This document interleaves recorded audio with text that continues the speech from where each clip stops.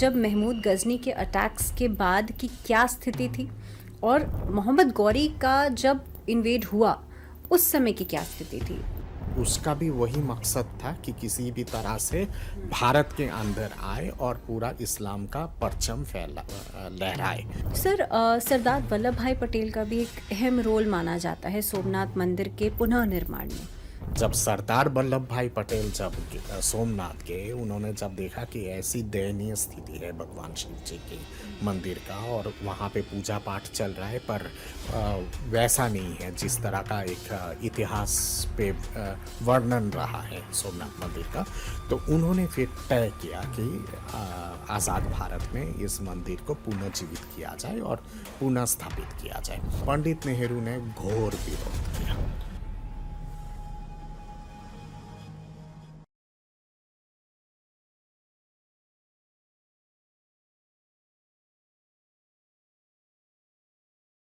सनातन का एक बहुत बड़ा प्रतिबिंब माना जाता है सोमनाथ मंदिर। वो इसलिए क्योंकि भगवान चंद्र, जो आपके जो द मून गॉड भगवान चंद्र, जिनको सोमेश्वर भी कहते हैं, भगवान चंद्र ने शिव जी के आशीर्वाद पाने के लिए बहुत लंबा तपस्या उन्होंने किया था और तपस्या करने के बाद फिर शिव जी प्रकट हुए थे और उन्होंने आशीर्वाद दिया था और उसी जगह पे सोमनाथ मंदिर जहाँ पे हो वहीं पे उन्होंने तपस्या की थी।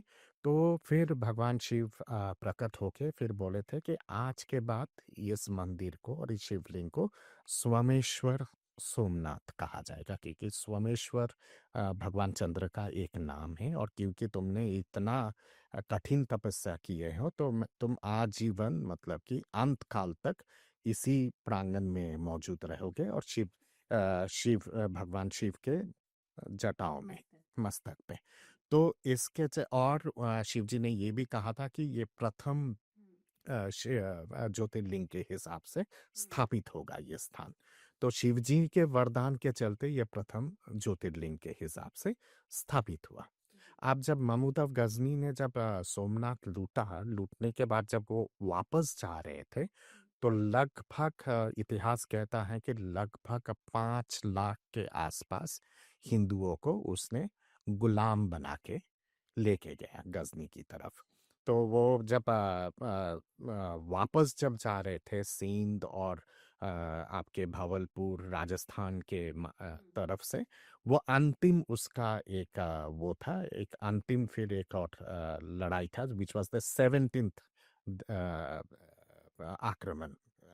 और उसके बाद और वो फिर भारत की तरफ आया नहीं था, क्योंकि वापस जब जा रहा था इतिहास कहता है कि जो लूटा हुआ सामान है, आधा से ज्यादा लूटा हुआ सामान वहाँ सिंध और आपके भावलपुर, फिर पंजाब और राजस्थान, वेस्ट पंजाब, वहाँ के जितने कबीले के जितने सारे रियासत के जितने सारे राजा थे, जो आदिवासी राजा थे, उन लोगों ने ऐसे कत्लेआम मचाया था कि महमूद ऑफ गजनी किसी तरह से अपना जान बचा के भागा था और सारा सोमनाथ का जितना लूट है उसके 2/3 लूट उन सब राजाओं ने अपने पास रख लिया था। तब वापस जा रहा था तो ये भील कबीले के जितने लोग हैं, अनुसूचित जाति के जो लोग हैं, जो सनातन धर्म पे बहुत आस्था रखते थे, जी। उन लोगों ने सोचा कि इसका तो मतलब कि इलाज होना चाहिए। हाँ, महमूद ऑफ गजनी का सही तरह से महमूद ऑफ गजनी को बताना चाहिए कि आखिर तुमने किया क्या और इसकी भरपाई कैसे होगी। तो सिंध में, फिर आपके राजस्थान पे, फिर आपका पाकिस्तान का जो पंजाब है, भावलपुर है, ये सब इलाके में महमूद ऑफ गजनी के पीछे ये तमाम कबीले के लोग लगातार आक्रमण करते रहे और उस पे एक कहावत ये है कि फिरदौसी कहता है महमूदनामा पे कि लगभग 2/3 महमूद के सेना को मार दिया गया था। और जितने सारे चीजें महमूद ने लूटा था सोमनाथ मंदिर से, वो सारे लूट को काबिले के राजाओं ने कब्जा कर लिया और महमूद किसी तरह से अपना जान बचाते हुए वापस वो गजनी गया। और ये तमाम जितने सारे आपके जो गुलाम जो लेके जा रहे थे हिंदू गुलामों को, लगभग 5-6 लाख के आसपास थे हिंदू गुलाम, उसपे से पुरुष भी थे, बच्चे भी थे और महिलाएं भी थे। तो गजनी का जो मेन जो वो है मस्जिद है हुँ। ब्लू मॉस्क गजनी का। कहावत ये भी है कि it was originally a lord Shiva temple, Shiv Shiv अ, मंदिर के ऊपर ही वो ब्लू मॉस्क बनाया गया है। तो वो ब्लू मॉस्क के जो मेन दरवाज़ा है, दरवाज़ा के ऊपर आपके फ़ारसी में एक लाइन लिखा हुआ है, वो उसका अनुवाद मैं कर दूँगा, दुख्तारे हिंद नीलामे 2 दिनार। हुँ। अब दुख्तारे हिंद नीलामे 2 दिनार का मतलब क्या है? दुख्तारे हिंद मतलब द दुखियारा ऑफ हिंद। नीलामे 2 दिनार जिनको 2-2 दिनार में बगदाद के बाज़ार पे गज़नी के बाज़ार पे नीलाम किया गया था एज़ हुँ, सेक्स स्लेव। यानी कि महिलाएँ जो दुखियारा ऑफ हिंद जो महिलाएँ हैं जिनको मतलब कि बंदी बनाया था महमूद हुँ। गज़नी ने, उनके 2-2 दिनार पे बोली लगी थी। आपके अच्छा। बगदाद के बाज़ार पे और गज़नी के बाज़ार पे, और उनको नीलाम किया गया था एज़ सेक्स स्लेव्स। हुँ, तो ये तो सच्चाई है, ये हकीकत है। और ये तमाम जितने सारे सनातन धर्म पालन करने वाले जो लोग हैं, वो लोग जब जा रहे थे, उनको जब कैद करके लेके जा रहे थे, तो अफ़गानिस्तान का जो विंटर है वो बहुत खतरनाक है, क्योंकि बहुत बर्फीला इलाका है वो, और पहाड़ है, बहुत सारे ऊँचे-ऊँचे चट्टानें हैं, पहाड़ हैं। हुँ। तो वो लोग मतलब कि बर्फ़ के उसके चलते आधा से ज़्यादा लोग तो मारे गए। बाकी जितने थे उनकी हालत इतनी ख़राब हो गई थी कि हिंदू कुश पर्वत से जब जा रहे थे, हिंदू कुश नाम इसलिए पड़ा है हुँ। क्योंकि तमाम हिंदू जितने सारे गुलाम हैं वो एकदम लाशों की ढेर लग गई थी हिंदू कुश अच्छा, पर्वत में। तो इसी के चलते हिंदू कुश यानी कि हिंदुओं के लाशों की पर्वत अच्छा। श्रृंखला, तो उसी से हिंदू कुश नाम हुआ।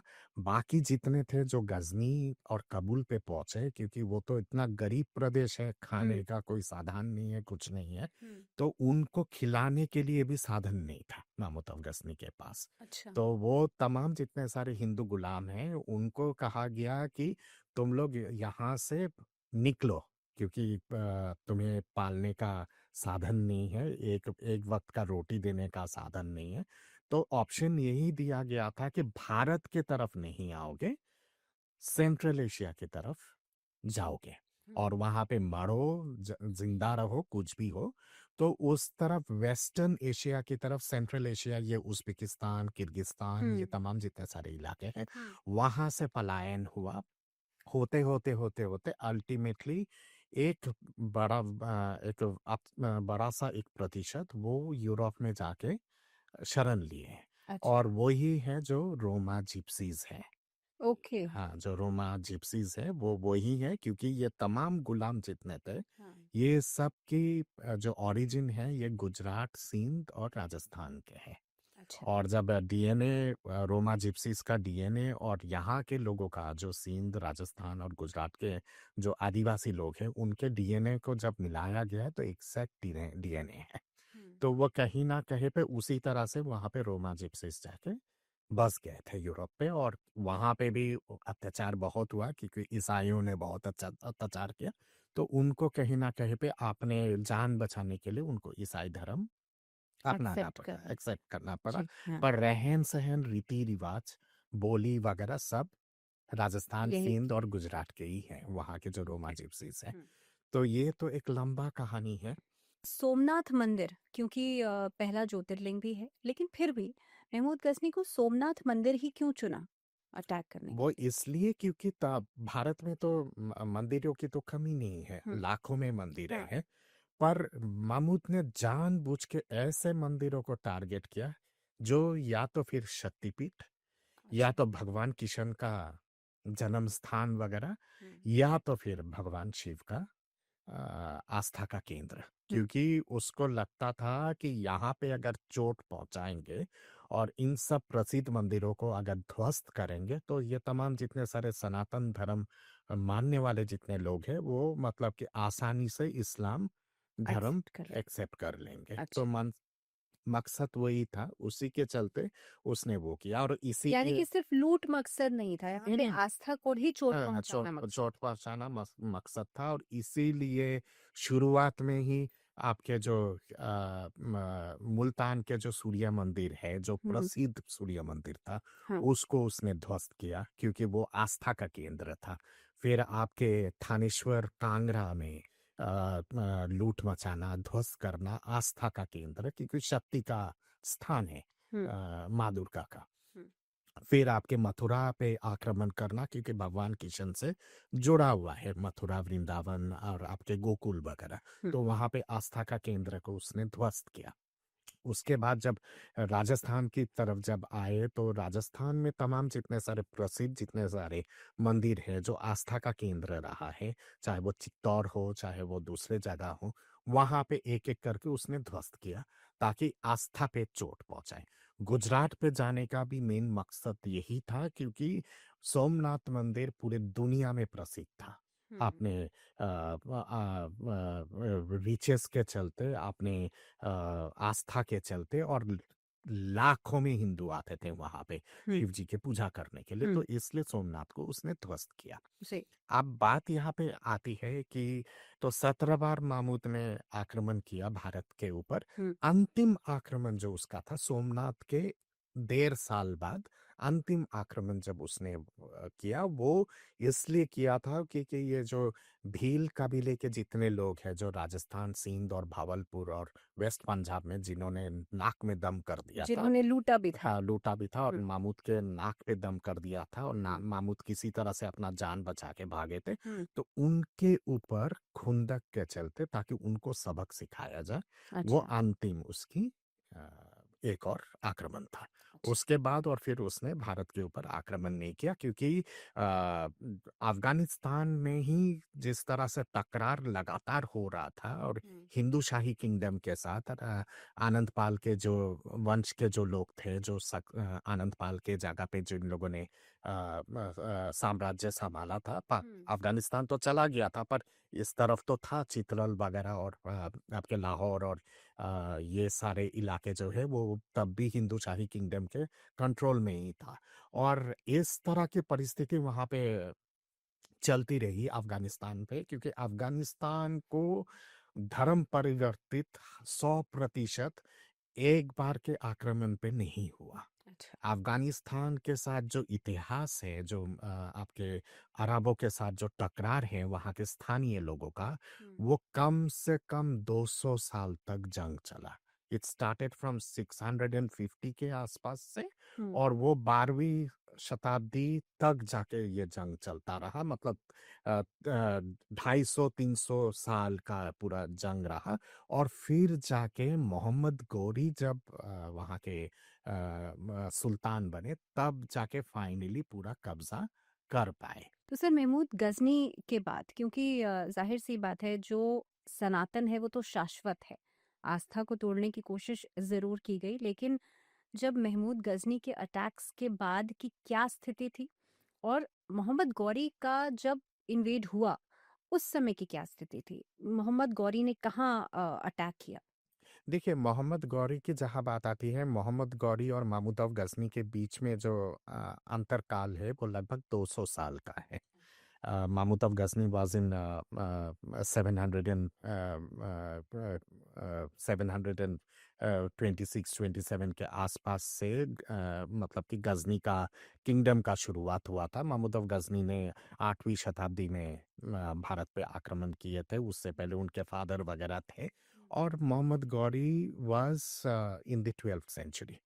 अब जैसे मैंने कहा कि टकरार लगातार चलता रहा, तो सदर्न अफगानिस्तान, वेस्टर्न अफगानिस्तान पे शुरुआत में इस्लाम का दबदबा बनाया इन लोगों ने 150-200 साल में लगातार संघर्ष के बाद।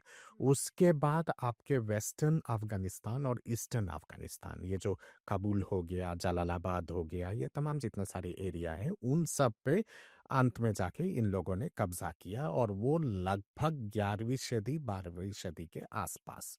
और जब फाइनली जब कब्जा हुआ अफगानिस्तान पे, फाइनल कब्जा करने के बाद फिर मोहम्मद गौरी जो है वो घोर जो जगह है, घोर के थे वो, इसलिए घोरी है। अच्छा। और उसकी जो सनातनी नाम है घोर का, वो है घोरबंद। हुँ, तो घोरबंद से घोर, और घोर के लोग गौरी। तो मोहम्मद गोरी वहाँ पे उसने फिर सुल्तान होके घोर से वो अपना साम्राज्य फैलाना शुरू किया। और फिर उसके बाद उसका भी वही मकसद था कि किसी भी तरह से हुँ, भारत के अंदर आए और पूरा इस्लाम का परचम लहराए। और उसी के चलते वो फिर आपके जितने छोटे-छोटे रियासत है, कश्मीर पे उसने आक्रमण किया हुँ, क्योंकि हिंदू राजा थे हुँ, कश्मीर पे। हुँ, उसके बाद आपके ये चित्रल हो गया, फिर आपका ये जो गिलगित बाल्टिस्तान है या फिर आपके पाक ऑक्युपाइड कश्मीर वगैरह है, हुँ, ये सब इलाके पे एक-एक करके उसने कब्ज़ा करना शुरू किया हिंदू राजाओं को ध्वस्त कर के। फिर पंजाब पे आए, पंजाब के जितने सारे मुल्तान के आस-पास तमाम जितने सारे रियासत थे, हुँ, उन सब पे किया। कब्जा करने के बाद उसका सीधा टकरार फिर पृथ्वीराज चौहान के साथ हुआ, अच्छा। चौहान किंगडम के साथ। हुँ, पहला जो आक्रमण उसका था, उस हुँ, पहले आक्रमण में बुरी तरह से वो हार गया। हार गया था हुँ, और वो इंज्योर्ड हो गया था मोहम्मद गौरी। उसको कैद करके लाया गया पृथ्वीराज चौहान के सामने। पर हमारे देश के इतिहास ऐसा रहा है कि हम लोग उदार बहुत है ना, तो उदारता के चलते पृथ्वीराज चौहान ने एक मौखिक और ऐसा आश्वासन। ऐसा कहा जाता है ना कि निहत्थे पर अटैक नहीं हाँ, करते। नहीं करते, हुँ, निहत्थे पे अटैक नहीं करते। उदारता और निहत्थे पे अटैक ना करने का जो रीति रहा है, उसके चलते एक मौखिक आश्वासन पृथ्वीराज चौहान ने लिया हुँ, मोहम्मद गौरी से। और मोहम्मद गौरी ने अपना जान बचाने के लिए उसपे आश्वासन दिया कि आज के बाद वो हुँ, कभी भारत की तरफ देखेगा नहीं, और हुँ, फिर उसको बाइज्जत बारी कर दी गई और वो वापस गया गौरी घौर पे। वापस जाने के बाद फिर 1.5 साल 2 साल के अंदर एक बड़ा-सा आर्मी लेके वो फिर आया और भारत पे आक्रमण किया और पृथ्वीराज चौहान के साथ बहुत ही खतरनाक संघर्ष हुआ।